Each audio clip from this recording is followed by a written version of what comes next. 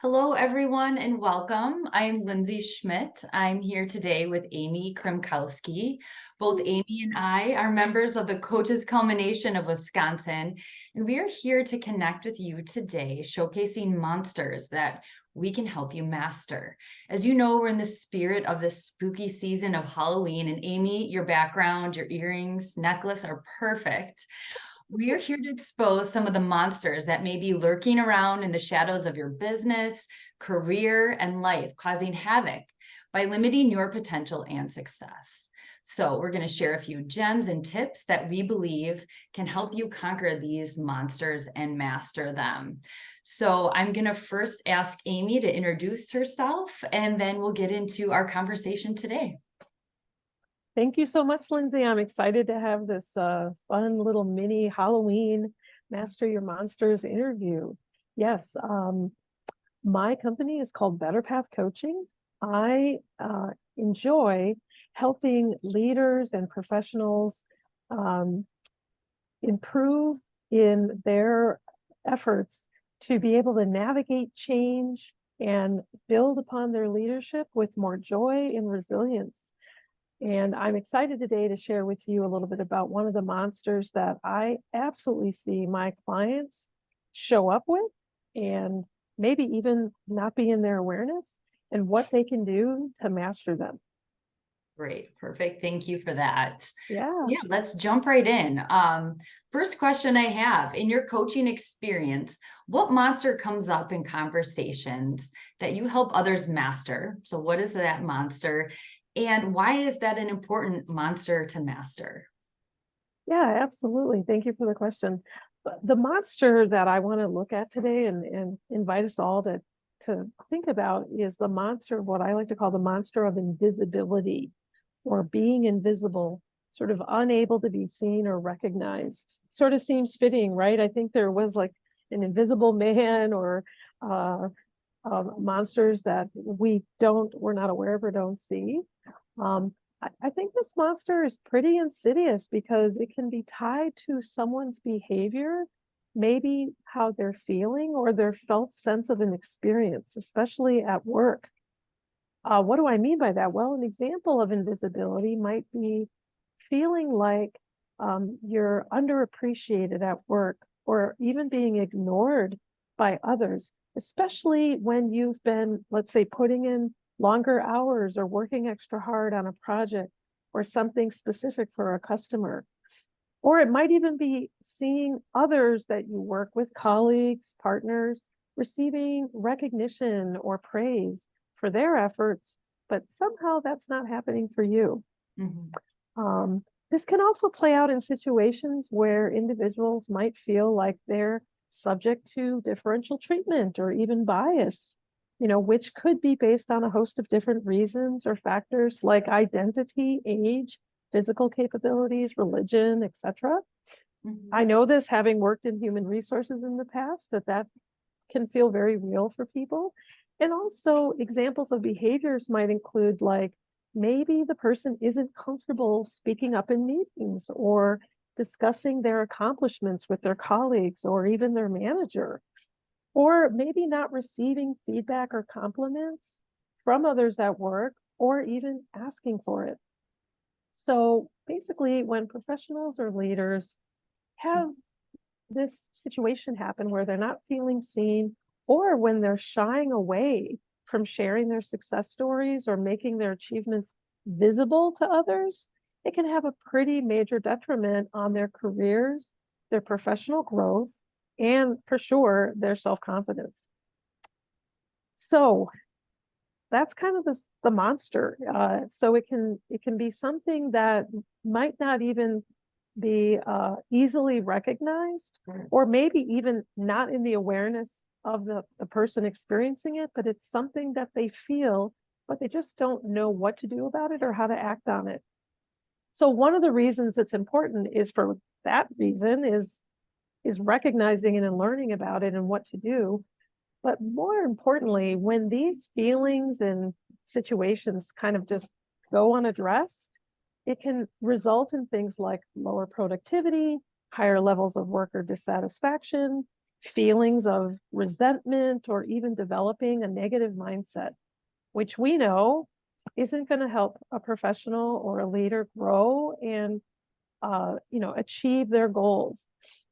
So what I've seen with this is that even being a talented and hardworking professional or leader is a really good thing, but it's not enough to advance one's professional career or in their profession, because what's important is becoming visible. So self-promotion, being able to talk up and share what's actually happening for you, is the key for individuals to make those moves happen, be chosen for challenging work assignments or opportunities to expand their skills, knowledge, and expertise, and ultimately start to receive the accolades and the recognition that they definitely deserve. Yeah. Yeah. Great, Amy, that's a big monster. And I say that because you talked about it being somewhat of an unconscious thing for some, not even being aware that, intentionally, being invisible, making themselves invisible. And then the idea of wanting to become invisible and actually like not sharing and making, sharing accolades with others and your skills and accomplishments. And so, what was in my mind is the Harry Potter cloak of invisibility, right? For some, it's there and they don't even know. And for others, they're putting it on themselves. And how do we get them to take that off and share and shine versus shy away? Yeah, absolutely. Absolutely. Sometimes, when I was reading some of the literature, they mention this may happen a lot with people who might self-identify as being an introverted person, right? They're less inclined to want to be having the light shining on them, if you will, like being on the stage. They'd rather be part of the stage crew, kind of behind the scenes. Kind of in the back end. Right. But then I think that this also kind of can be more insidious, as I mentioned, where somebody who is doing hard work is sort of stepping up to the plate and really putting in the time and the effort and energy to showcase their talent, just for some reason doesn't feel like it's becoming apparent to others. And that can lead to, feelings of resentment and lower productivity. And it absolutely happens. And the question mark is why? Why is that happening? Sure. Yeah. So how do I help people? Yeah. Right? Is probably what you want to Exactly. know. And that's what we all want to know. Yeah. Knowing this exists, right? How do you help others master this monster in the work you do? Yeah. Really, it's to bring it back to the basics and first look at recognizing the actual behavior itself. So I like to work with my clients to help them expand their self-awareness to really see, is this a habit or a pattern that might be happening for them? So is something that they're doing or not doing being part of the situation, so that they might be able to recognize it could be seen as a form of even self-sabotage. Self-promotion is definitely not something that comes easy to people, right? Maybe there's beliefs people have that, my hard work should just sort of speak for itself. Or if I'm promoting myself, isn't that kind of like bragging or, showing others, putting myself out there in a way that might seem sort of self-indulgent? Or maybe just not feeling authentic by asking other people for feedback or their support if it's needed, or just simply not knowing how exactly do I promote myself in a way where I feel authentic, I feel real, and I feel that others can actually see what I'm doing. So there was a resource that I wanted to mention, and I'm going to try and show the book cover. Hopefully it will show up. Oh, there we go. I see it. How Women Rise. Rise. How Women Rise was authored by a woman named Sally Helgeson, along with Marshall Goldsmith, who is a famous leadership coach, entitled How Women Rise, the 12 Habits Holding You Back from Your Next Raise, Promotion, or Job. Basically, in this book, she focuses on actual behaviors that particularly women leaders tend to engage in that hold them back from achieving their fullest potential. What I found to be interesting about this book is that the very first the first two habits that she mentions were what I called the monsters of invisibility. So the first being the reluctance to claim achievements, the reluctance of women leaders to necessarily go out and share and talk about what they're doing, how they're making success happen, how they're conquering their goals. So, not sharing or claiming their achievements. And the second being expecting others to spontaneously notice and reward their contributions. So just assuming that, hey, if I put my head down and I work really hard, that's all I have to do. People will see it and realize it. And the reality is that that may not be the case. So the ability to learn how to self-promote is a new behavior that people who might be where their lives are being wreaked with havoc with this particular monster need to learn. So the second thing I like to do when working with clients is to not only assess, is this happening for me, but then what is a new behavior that I could learn and begin to practice, sort of make a conscious choice to begin to explore how to tackle this and start to adopt new behaviors that can be supportive to them. I do this in a way that allows them to be in a safe environment where there's no judgment. There's a willingness to sort of explore, maybe even get feedback from others, again, so that they can begin to adopt and practice new ways of being and show up with new behaviors that can help them feel more comfortable with self-promotion. Sure. And one of the last ways I like to help clients do this, and I think that I've seen a lot of tangible results with it, is helping them to actually create then a new narrative.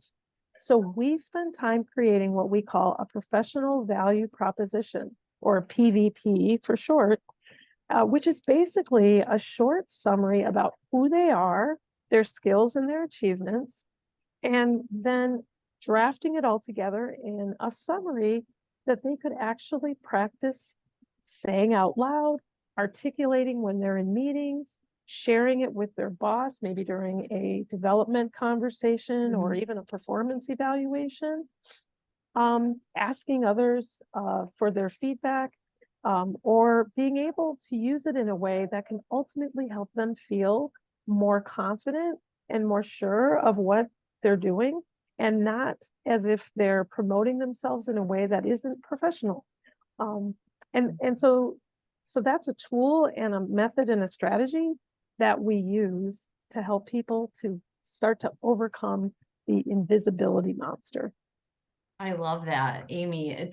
I was jotting a lot of notes down, and I like this step-by-step approach, right? Recognizing the behavior, assessing and learn how to adapt new ones. And then this like aha moment of creating a new narrative or that personal value proposition, which would be helpful, I think, for anyone just to sit down and write and reflect. So that's great tools and processes. And it sounds like a really safe space that you're giving someone to do that within. So thank you for that. Yeah. You've talked a little bit about the impact of not mastering this monster, like in the form of lower productivity for some, right? Negative thoughts. Tell us a little bit more about what is the impact then of mastering this monster?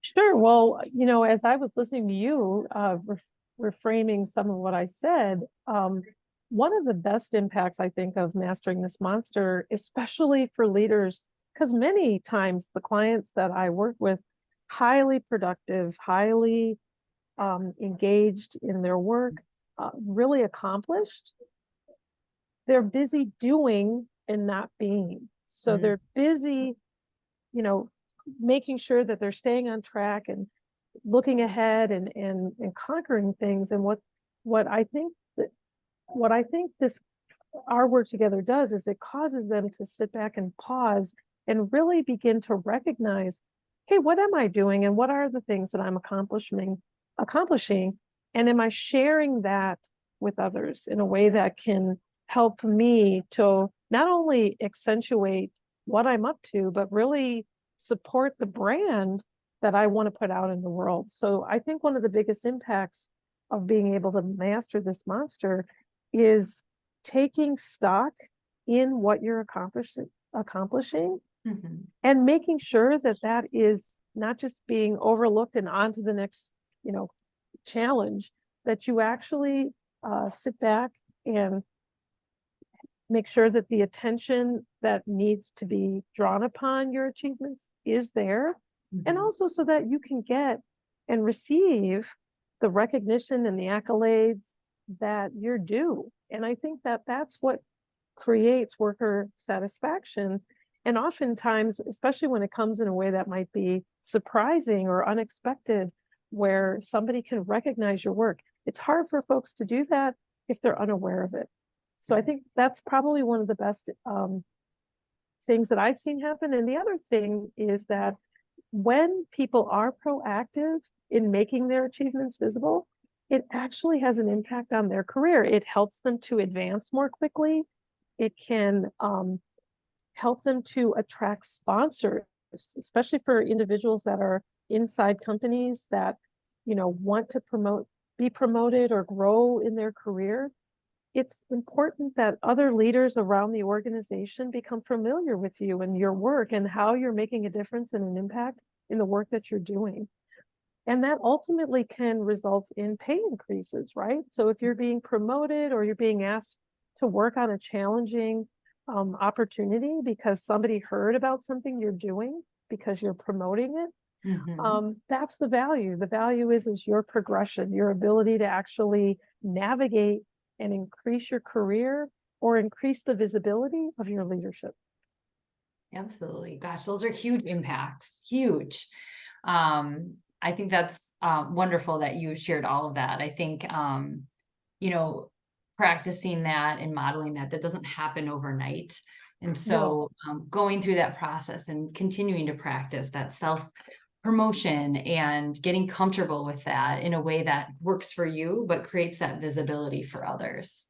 yeah. And the professional value proposition is one form of that. What I Mhm. like about it is it forces clients to change their language, to create new language, Sure. you know, ways of speaking and talking and articulating their strengths. Um, Mhm. and I think particularly for individuals that feel like that's bragging or boasting, it's a totally different approach on how to do that. Mhm. So that when they're in conversations with colleagues, when they're presenting information at work, they can talk a little bit about their expertise. You know, they might change up the way that they're talking about themselves, but in a way that helps people learn more about their overall expertise, some of the ways that they can add value in, you know, in different ways and not just the way that they're talking about at the time. Yeah, I think that's Yeah. great. And I like that comment of just how they're adding value too, not Yeah, just what they do. for sure. Great. It sounds like you have a lot of passion. I can see it in your face and the work you do. I guess my final question to you would be, what do you love most about witnessing others master this monster? Well, I mean, I think as coaches, we always, and I definitely um, find joy when I see a success that a client has reached because they have invested in their growth and that they've really worked hard to reach their full potential. That's very inspirational and inspiring, you know, and motivating really for me. It keeps me excited to learn more and also grow myself as I learn from the opportunities and challenges that I see my clients overcoming. So I wanted to mention just really briefly, I Mhm. was part of a program called the Leadership Institute for Black Women. This is Mhm. another coaching company where they identify high potentials in various companies whose companies will invest in these young women to come in and work on developing their leadership. Mhm. One of the cool things about it is that when we start as coaches in this program, you know, we're working with somebody who already has or has shown or demonstrated some efficacy or ability to be a strong leader, but needs coaching and needs support. And so I've had a couple of clients through this program, and there are two particular ones that when we started working together, both of them were in fairly, you know, decent roles. They wanted, though, to be promoted. They wanted to get into a higher level of leadership and management. And when we did some assessment around, well, how how are you talking about your talents and strengths? Do people know really what you do, or the value and impact that you're making? It was pretty obvious that they weren't. And so even though they had this desire to be promoted, they didn't have a path or a knowledge of how to do that, how to get there, how to better position themselves so that they could be recognized by key leaders and stakeholders in their organizations, where they could have chances or opportunities to make a positive impact on the work world and their organizations, so that the recognition that they deserved could be seen, and that they could really begin to develop themselves in a way that would help them to grow in their companies. So what we did is I spent time with them developing a PVP. Each leader had their own unique talents and strengths. And this was a first for either of them. They had not heard of it. But essentially, through our coaching conversations, through helping them develop this, to practicing it, to testing it out and trying it with their leaders, people, their own managers, others in their companies, it started helping them to build their self-confidence. And I think that that's the key to invisibility, is attacking and building the lack of confidence that somebody may be experiencing. So by doing this, they started not only building their confidence, they started speaking up more in meetings. They started sharing their opinions. They began to assign themselves or volunteer to be on projects that others weren't signing up for, so that they could increase their visibility. These were challenging, tougher types of projects. And of course, I had to remind them, you should be, sharing with others that you're part of a unique program that's specifically designed for high potential leaders. And as a result of this, both of these individuals, about 4 to 6 months later, to your point, development takes time, they both received promotions. One was internal, and the other was actually an external promotional opportunity. So she chose to leave her company, but she did it knowing that she was going to be going to the type of role and promotion opportunity that she wanted. So for me, the success was helping them to recognize what was happening, start to take charge and be more conscious of ways that they could be promoting themselves, sort of conquering this invisibility monster, shift their mindset around it, and then put themselves out there, promote themselves, and see the results of that.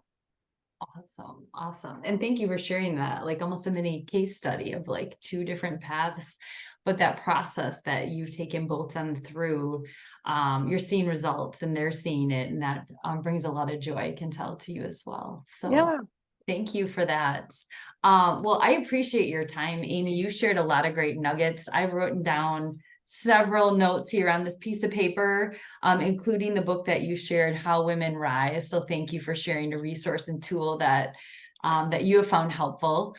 Thank you for your expertise, and again, for your time. I hope those of you tuning in found value like I did. And if you're looking to master more monsters, please check out the other interviews as part of this series. I hope you have a wonderful day. And Amy, again, thank you. Thank you, Lindsay. All right. Great. Take care. Bye-bye. You too. Bye.